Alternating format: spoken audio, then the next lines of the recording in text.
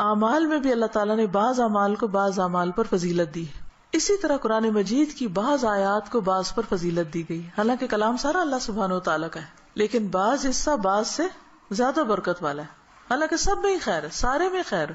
تو اسی میں سورۃ الفاتحہ کا ایک خاص مقام ہے، اور سورۃ الفاتحہ جو ہے اس کو سورۃ شفا بھی کہا گیا ہے، رقیہ بھی کہا گیا ہے.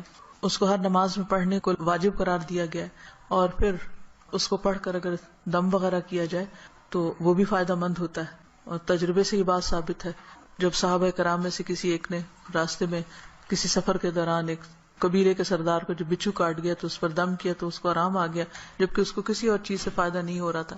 تو اب یہ جو خصوصیت سورۃ الفاتحہ کے اندر ہے وہ کسی اور حصے میں اس طرح نہیں ہے. اسی طرح سورۃ البقرہ کی آخری 2 آیات بھی بہت اہمیت کی حامل ہیں، اور ان کی ایک فضیلت جو یہاں پتہ چلتی ہے کہ ان کو پڑھ کر اگر کوئی شخص دعا کرتا ہے تو وہ دعا قبول ہوتی ہے. ایک اور حدیث میں آتا ہے، عبداللہ بن مسعود سے روایت ہے کہ جب رسول اللہ صلی اللہ علیہ وسلم معراج پر تشریف لے گئے تو آپ سدرۃ المنتہا تک پہنچے. زمین سے جو کچھ بھی چڑھتا ہے وہ یہیں آ کر ٹھہر جاتا ہے، پھر لے لیا جاتا ہے، اور جو اوپر سے اترتا ہے وہ بھی یہیں ٹھہر جاتا ہے، پھر لے لیا جاتا ہے.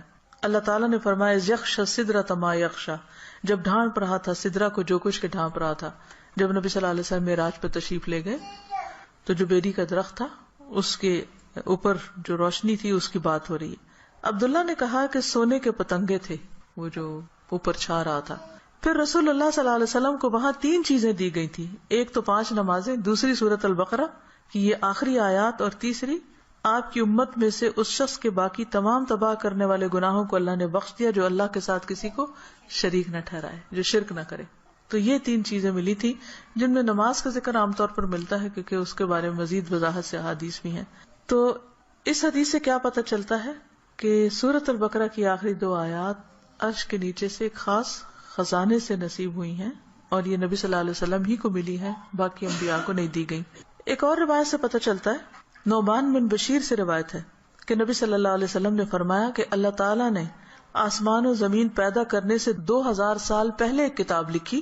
اس کتاب میں سے 2 آیات اتاری جن کے ساتھ سورۃ البقرہ کو ختم کیا. کب کی بات ہے یہ؟ زمین و آسمان کے پیدا کرنے سے 2000 سال پہلے کی بات. قلم کب پیدا ہوا تھا؟ 50,000 سال پہلے، باقی چیزوں کی تخلیق کے. جس گھر میں 3 رات یہ آیات پڑھی جائیں شیطان اس کے قریب نہیں آتا.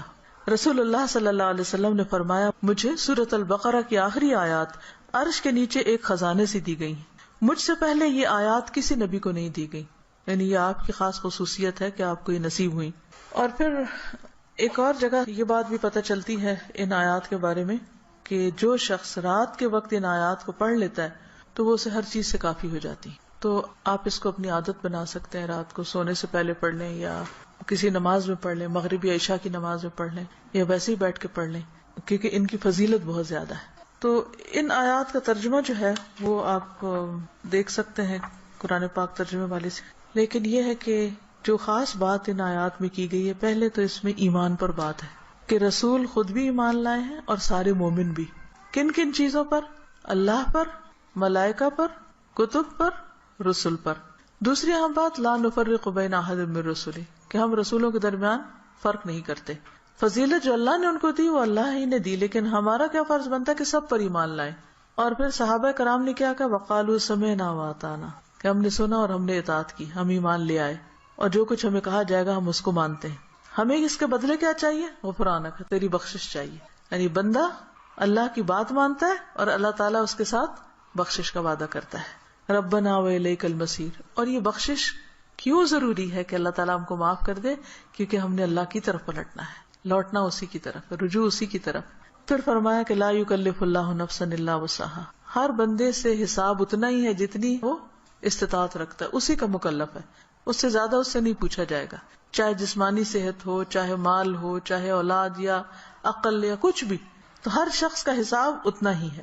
لہا ما کسبت وعلیہا ما اکتسبت، اسی کو ملے گا جو اس نے نیکیاں کی اور اسی کے ذمہ ہے وبال جو اس نے غلط کام کیے. فائدہ بھی اسی کا اچھے کام کرنے کا اور نقصان بھی اسی کا غلط کام کرنے کا.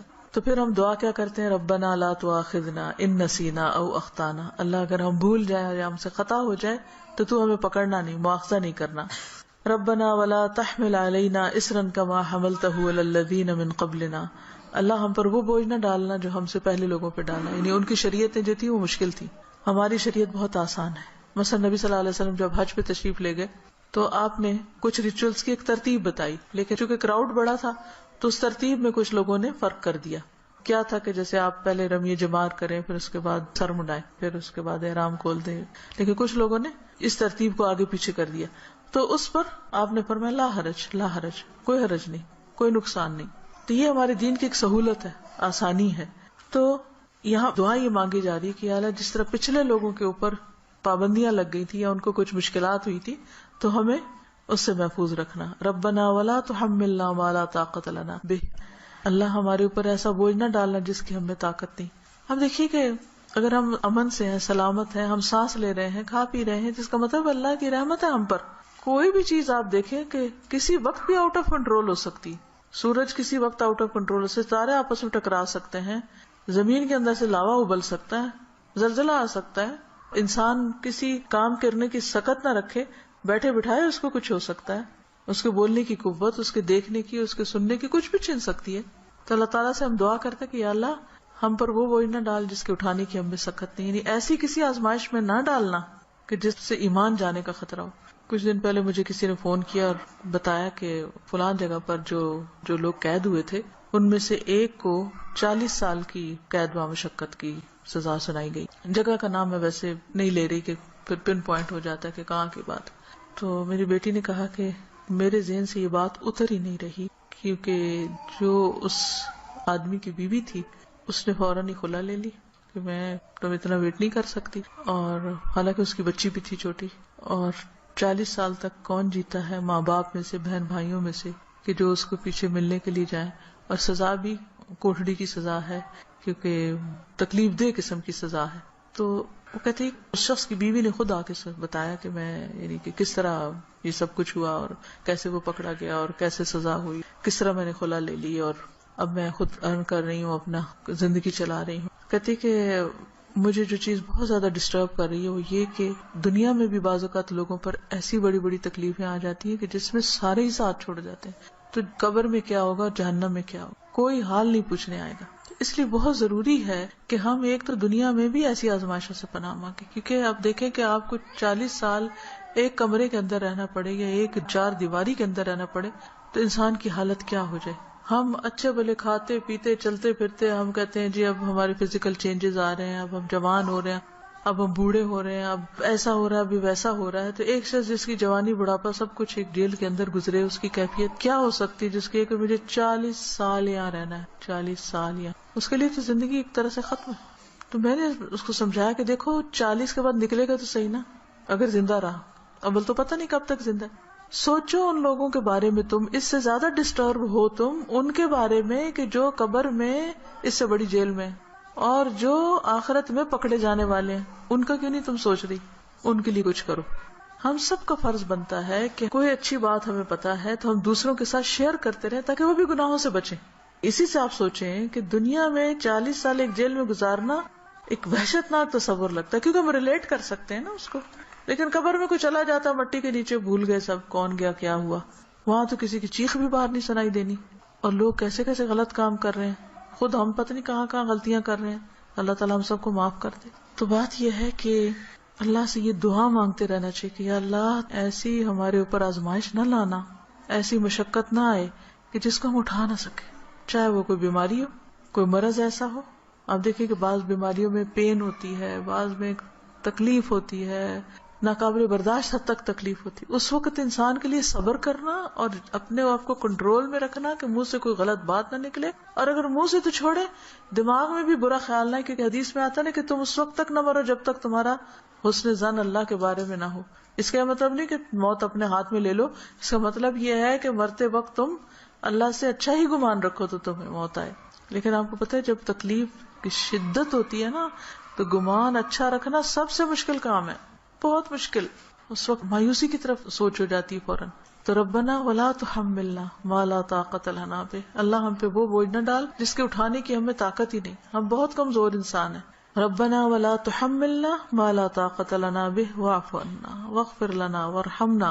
یہ جو 3 لفظ ہیں جب انسان پڑھتا ہے تو سوچتا ہے یہ ایسا کیوں ہے، معاف کر دے، بخش دے، رحم کر. کیونکہ یہ بہت شدید ضرورت ہے ہماری کہ اللہ ہم کو معاف کر دے. ہم بہت غلطیاں کرتے ہیں، یعنی اس میں تاکید اور تکرار ہے. واعف عنا واغفر لنا وارحمنا. اگر شعوری طور پہ ہم ہر روز پڑھیں کم از کم 1 دفعہ تو کتنا فائدہ ہو سکتا ہے. انت مولانا فانصرنا علی القوم الکافر. تو ہمارا مولا ہے تو دنیا میں بھی تو ہمیں کافر لوگوں پر مدد دے. تو اللہ تعالی ہمیں اس دعا کو پڑھنے اور سمجھنے اور عمل کرنے کی توفیق دے. السلام علیکم ورحمۃ اللہ وبرکاتہ.